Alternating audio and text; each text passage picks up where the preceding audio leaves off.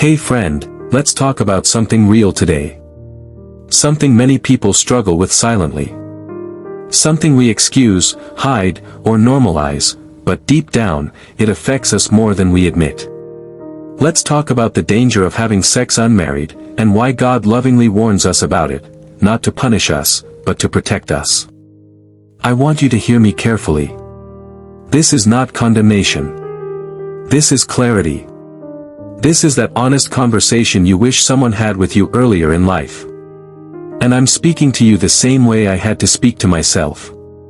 1. Sexual sin breaks spiritual sensitivity. One thing people don't always realize is that sex is not just physical, it is deeply spiritual. When God tells us to stay away from sexual immorality, it's because of what it does to our inside. When you keep falling into sexual sin, here's what begins to happen. You stop hearing God clearly. Your conviction becomes weak. Prayer becomes harder and heavier. Your hunger for the presence of God begins to fade. I've seen this happen to people who genuinely loved God. But slowly, sexual sin began to silence their spiritual ears. God doesn't stop speaking, but we stop being able to hear. 2. It opens emotional doors you're not ready for. Sex ties two people together, even when the relationship isn't committed or healthy. This is why some people struggle to move on, even after a breakup with someone who was never God's choice for them.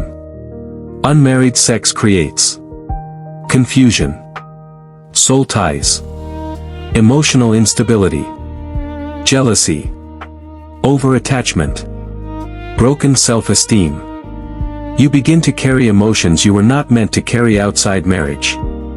And this is why so many people feel drained, anxious, or lost after sexual encounters. You gave a part of you God designed for covenant, not experimentation. 3. It weakens your authority in prayer. You pray, but your confidence is low. You worship, but you feel guilty. You try to fast, but there is no strength to continue. Sexual sin attacks your spiritual confidence because your spirit knows when something is out of alignment. It's like trying to talk openly with someone while hiding something from them. It steals intimacy. God doesn't hate you. God isn't angry at you. But sexual compromise creates a distance you feel, even though God still loves you deeply. He wants you close. He wants you whole. He wants you free. 4. It gives the enemy legal ground to attack. When we willingly walk into sin, we give darkness an open door. This is why some people, after sexual sin, experience strange dreams, depression, spiritual weakness, unexplainable setbacks, lack of progress. Sex is spiritual. And the enemy takes advantage of any door we leave open. This is why God tells us to flee sexual immorality, not because He is strict, but because He is protective. 5. It affects your destiny and future marriage. People don't realize this. Unmarried sex affects how you see relationships, how you choose partners, and how you treat yourself.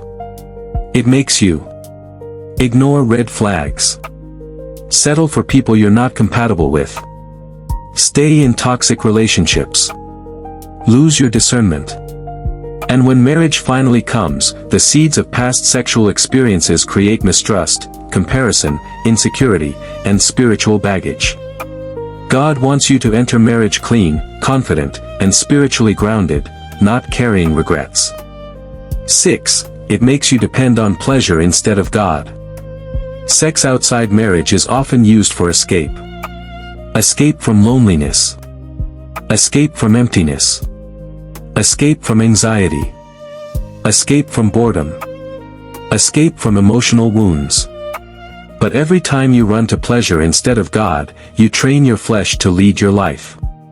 God wants to be your source, your comfort, your strength, not something you include only on Sundays. 7. Most importantly, God is not pleased with it. This is the honest truth we can't avoid.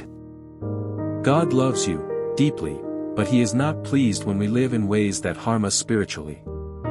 He calls sex outside marriage sin not because He wants control, but because He designed sex with purpose, covenant, and protection. God knows what happens to the soul, the mind, and the spirit when we use His gifts outside His structure. And His desire is not to shame you, but to draw you back to purity, holiness, and restoration. My friend, God isn't pointing His finger at you. He is extending His hand toward you. He wants to heal the parts of you that keep falling. He wants to restore what sin drained from you. He wants to help you walk in purity, strength, and self-control. It's not about being perfect. It's about being surrendered. If you've been struggling in this area, you're not alone. And God is not done with you. He is ready to rebuild you from the inside out, one step, one choice, one prayer at a time.